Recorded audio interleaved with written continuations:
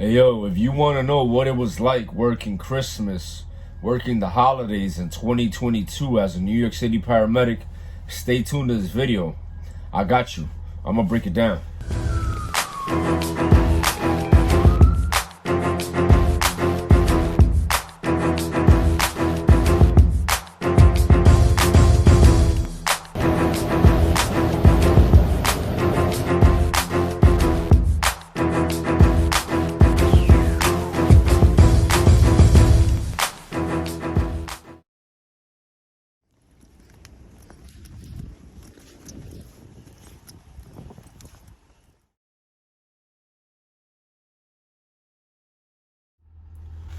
So working Christmas for me was a total pleasure, man. I started off on Christmas Eve hanging out with my family, dancing with them, enjoying life without having one sip of alcohol. I tracked my food. I was conscious of not overeating because the next day I had to do jiu-jitsu training.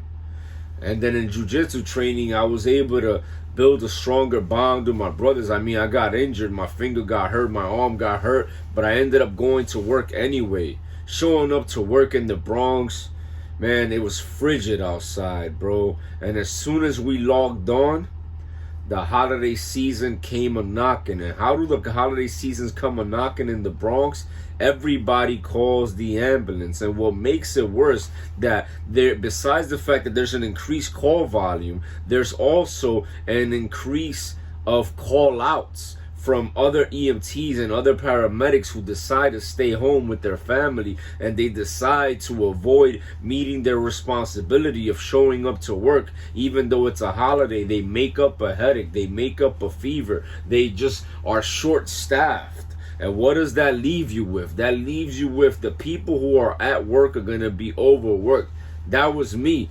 I was like, whatever, I'm used to it. I'm used to working overnights. I mostly work overnights. And something that happens is a lot of people, a lot of units in the 911 system go out of service because there's no one to staff those vehicles. But guess who always staffs them? People like me, people that I don't care about it's Saturday, people that I don't care about it's Friday overnight, people that are just in it to win it and in it to do the work that needs to be done. And this is what Christmas Day was like.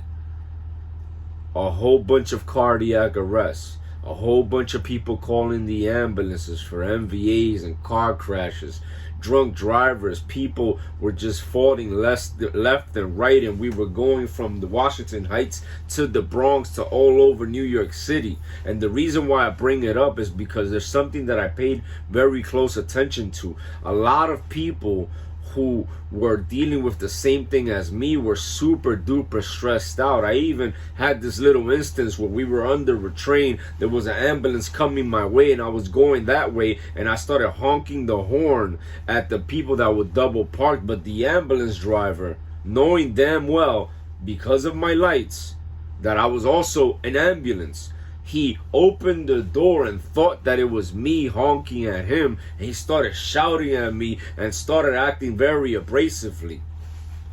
Like, bro, that's almost blasphemy for you to go ahead and behave that manner with a coworker of yours. I kept calm. I know exactly who that person is. And guess what? The morning of the same incident, I was doing Brazilian jiu-jitsu. I do martial arts. I'm looking at this guy like, bro, anybody could get it. You most likely could kick my ass, but odds are you're not. Why? Because you're out of shape. Why? Because you're overweight. Why? Because you smoke cigarettes. All I got to do is wait for you to throw a couple punches, get tired, and you become linguini, where I could just blow on you and you'll fucking fall down. But I wouldn't take it to that extreme, man. I wouldn't hurt one of my own people. But the reason I bring this up is because the level of stress tolerance for a pre-hospital care provider is very high.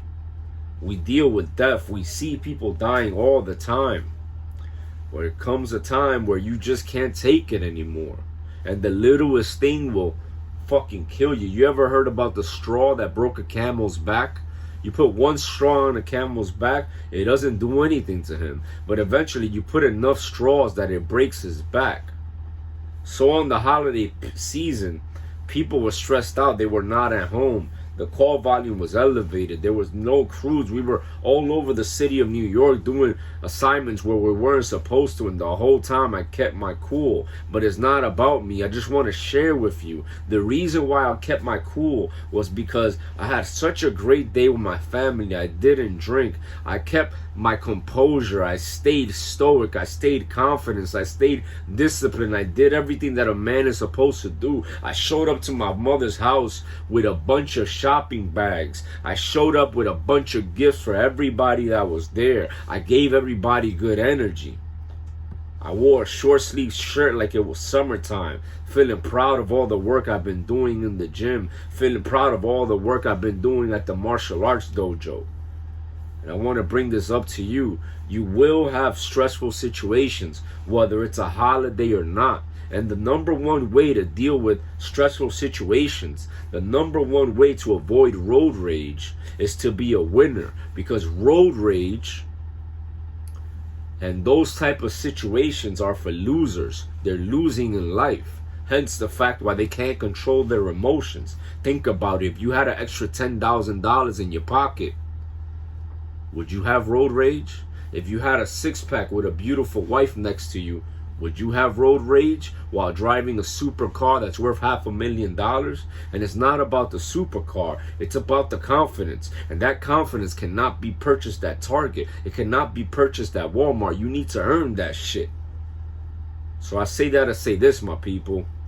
I don't give a fuck whether it's the holiday, whether it's the overnight, whether I'm in the Bronx or wherever the fuck I'm at. I'ma still do me, and I'ma come in with high confidence and high energy. And if I can do it, you can do it as well. You deserve the life you desire. You just need to earn that shit. I hope this helps. Peace.